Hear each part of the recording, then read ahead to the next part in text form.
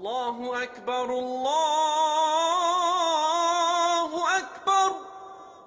Аға, мен қасиетті Рамазан айын сағындым. Қалай ойлайсыз, ол да мені сағынады ма? Әрине інім, қатты сағынады.